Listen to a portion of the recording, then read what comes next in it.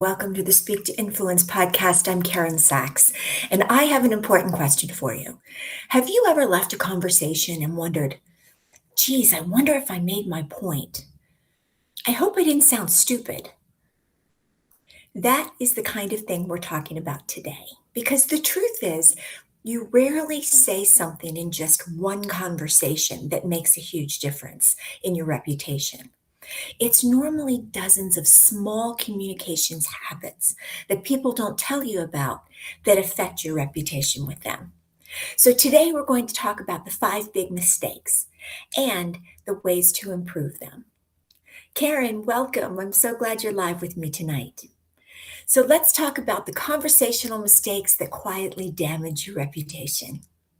The first mistake is talking to impress instead of connect. Sometimes speakers like to make themselves sound smarter. So they use bigger words, they use corporate jargon.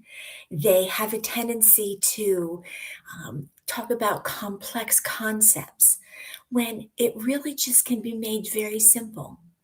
It's important to remember that talking to impress does not make you sound smarter. It makes the conversation more difficult to understand. And when that happens, people don't respect the complexity. They respect clarity, and clarity beats complexity every time. So the next time you're having a conversation, don't feel like you need to make yourself sound smarter. Make it simple. That doesn't make you sound dumb. That makes you sound clear. And that's what people really want to talk about. Mistake number 2 is making every conversation about yourself. Have you ever met that person that when you talk about your vacation, they have to immediately tell you about their vacation and why it was better? Or maybe you had a challenge and they want to tell you about their tougher challenge. Or maybe even a success that you had and they want to overshadow that by telling you about their success. They're not necessarily trying to overshadow you. They're trying to be relatable. But in the process, they're sounding very narcissistic. And that is not a positive thing in a conversation. That can definitely create a reputation that you don't want to have. Curiosity creates connection. And that is what we want to talk about as the way to fix this mistake. Ask questions. When someone's telling you about something that's happening with them, use statements like, well, tell me what happened. What did you do?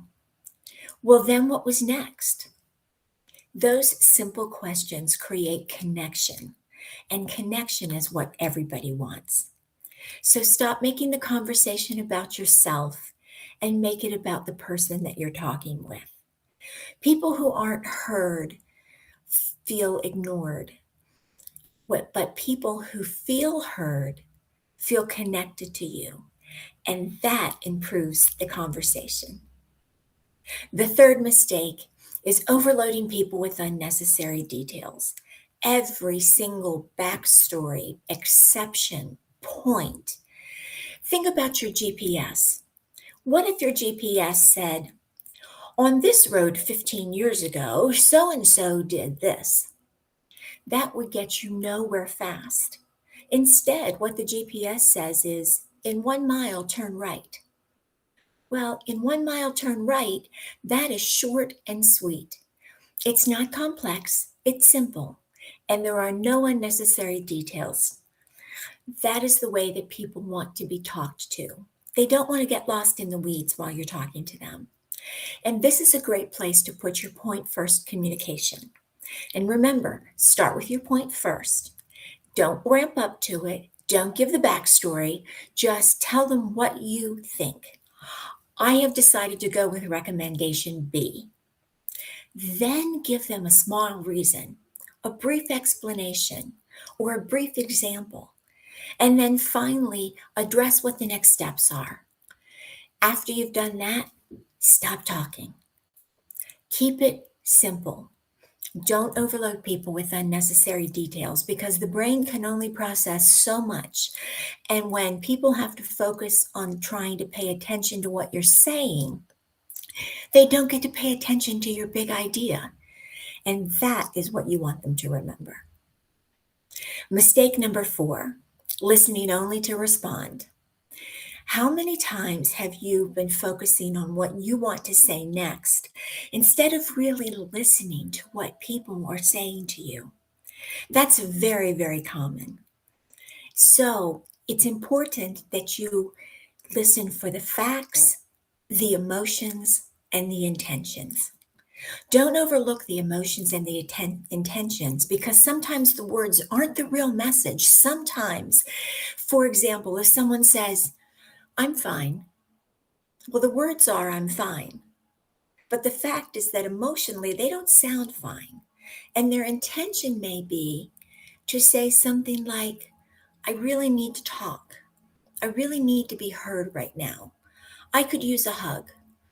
Those are intentions that people don't always say out loud. So sometimes the words aren't the real message. And unless you're listening for the facts, the emotions, and the intentions, you're not going to hear them.